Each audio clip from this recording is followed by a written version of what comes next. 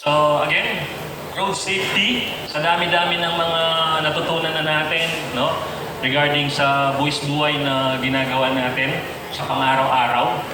Sana makatulong kami sa Shell. No, kami ay magmamalasakit lang sa inyo.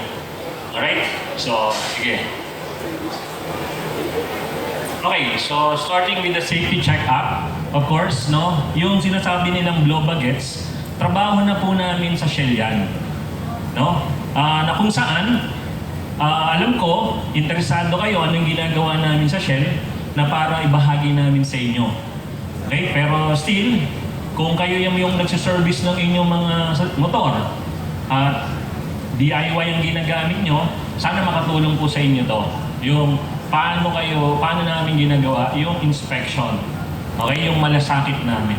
Pero kung wala na kayong oras, dalhin nyo lang po sa pinakamalapit na Shell station, kami na po ang bahalang mag-alaga ng inyong mga sasakyan. Okay po?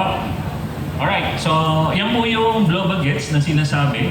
No, in-adapt din po namin yan sa Shell, na kung saan, pag dumating po yung motor ninyo, ano po gagawin namin sa inyong motor?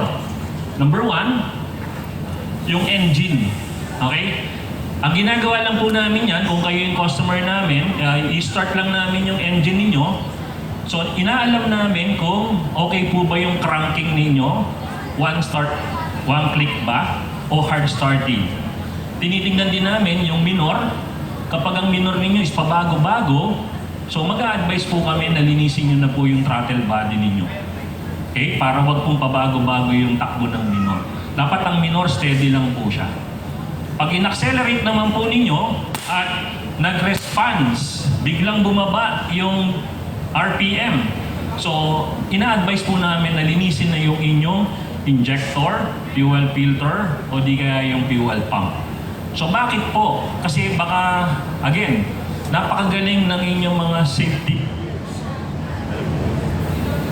Hello. So, ayun, no? Binigyan tayo regarding sa safety gears, no? Yung helmet, lahat, kompleto, ang galing.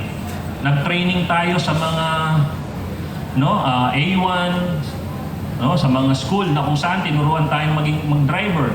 Kayo na yung pinakamagaling na driver. Walang problema doon. Experience, yes. Pero tandaan nyo, pag pumalya ang motor ninyo o sasakyan ninyo, pwede rin kayong madisgrasya. Nag-gets po? Kahit anong galing ninyo, pag kailangan nyo ng power, in-accelerate nyo yun at hindi nag-response si motor, yun, turuan ko na lang kayo magdasal. No? So, yun ang huwag nyo limutan. Okay po? So, again, yun po yung pag-check ng engine. Pangalawa doon, tinitingnan din namin yung kung may mga leak. Pag may leak kayo ng coolant, pwedeng mag-cause ng overheat sa inyong sasakyan. Pag may leak kayo ng fuel, pwede pong magliyab yung inyong motor nang hindi nyo namamalayan. At kung may leak yan sa langis, kahit papatak-patak lang yan, sa maghapon, yung patak na yun, ubos na ang inyong langis. So, pwede pong ikasira yan ng inyong sasakyan. So, again, pangalawa, no? Yung pong lights and horn, no? So, again, habang umaandar yung motor ninyo, i-check namin yung mga ilaw at i-advise namin kung talagang may pundidong ilaw, kailangan palitan. Especially yung headlights and brake lights. Okay po? So, yun, no? Again, dun sa headlights, pwede namin kayong i-advise.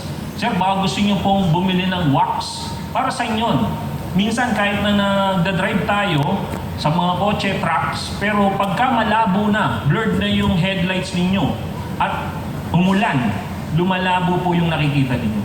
Kaya kung may wax tayo, kami na magpapahid para matanggal yung rubbing wax lang, para lang mas maliwanagin yung headlights. Wala namang problema sa ilaw. Okay naman po. Tama po? Pero tandaan nyo, doon sa mga watermarks, acid rain, nagiging blurred po yung inyong headlights.